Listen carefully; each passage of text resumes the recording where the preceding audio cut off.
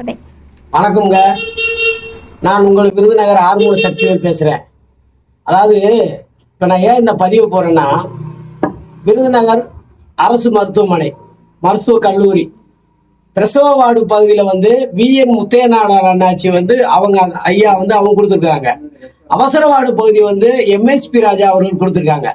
இப்போ இது அந்த காலத்திலே கொடுத்துருக்காங்க. 50 வருஷம் முன்னாடி நமக்கு அது தெரியாது.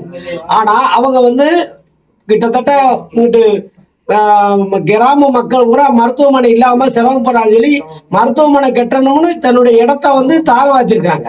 ஆனா இப்ப மருத்துவ கல்லூரி கட்டும் போது அது பிடபிள்யூ கண்ட்ரோல்ல போய் அவங்க மருத்துவ கல்லூரி கட்டுறாங்க. மருத்துவ கருவி கட்டி பராமரிக்கிறது மட்டும்தான் பிடபிள்யூக்கு வேலை. ஆனா இப்ப ஒரு 3 வருடமா மருத்துவ கல்லூரி கட்டின பிறகு உள்ள கேண்டீன் 300 சதுரடி 300 சதுரடியிலேருந்து 400 சதுரடி மட்டும்தான்.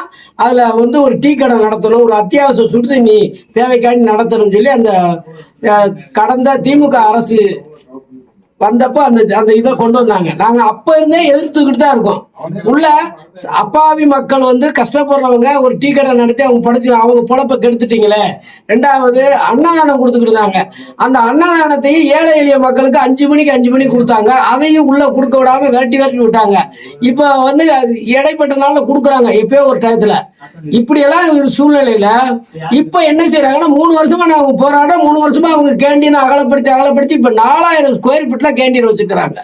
அந்த 4000 ஸ்கொயர் ஃபீட்ல அத்தியாவசிய தேவைக்கு சுடுதண்ணி இதெல்லாம் என்னன்னா அது விலைக்கு விற்கிறாங்க. ஆனா அன்னைக்கு சாமானிய மக்கள் சாதாரணமா டீ கடைக்கு இலவசமா கொடுத்தாங்க.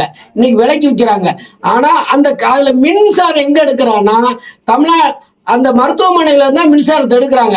மின்சாரத்தை எடுத்து அதிக லெவல்ல அவங்க பயன்படுத்துறாங்க. இந்த கரண்ட்டுக்குள்ள யாரு கொடுக்காங்கன்னா, ஏற்கனவே 5 லட்சம் ரூபாய் வரைக்கும் இதுக்கு பெனால்டி கட்டி இருக்கிறாங்க. நாங்க தான் மனு போட்டேன், நானும் தான் மனு போட்டுருக்கேன். பெனால்டி கட்டிருக்காங்க. 2வது கழிவறைகள், அங்க உள்ள மருத்துவ அந்த கேண்டீன்ல உள்ள கழிவு தண்ணியை பூரா ரோட்ல விடுறாங்க. தகர செட்டு, தற்காலிக தகர செட்டு, இது தகர செட்டு அமைச்சு கேஸ் சிலிண்டர் மருத்துவமனை வாசல்லே இவ்வளவு பெரிய கேஸ் சிலிண்டரை பெருசா வச்சு நடத்துறதுனால திடீர்னு ஒரு கேஸ் சிலிண்டர் வெடிச்சுன்னா மருத்துவமனைக்கு வரக்கூடியவங்க வெளியில வரவே முடியாது. பெரிய உயிரிழப்புகள் ஏற்படும். இது சம்பந்தமா நாங்க பல்வேறு மனுக்கள் கொடுக்கிறோம். ஆனா 3 வருஷமா நடந்துருச்சு. இப்ப 2ஆம் தேதி ஏழை விட போறதாக நாளிதழ் செய்தியில வருது. நாளிதழ் செய்தியில வந்தோன்னா நீங்க எப்படி ஏழை விடுவீங்க? இது பிடபிள்யூ கட்டடம். டீன் மருத்துவத்துறை சார்ந்த மருந்துகள் இருக்கா, டாக்டர் வேலை பார்க்கறாங்களா, செவிலியர் சரியா பார்க்கறாங்க கண்காணிக்கிறதா உங்களுடைய வேலை. இப்படிப்பட்ட சூழ்நிலையில நீங்க எப்படி இந்த கேண்டீனை நீங்க ஏழை விட போறீங்க?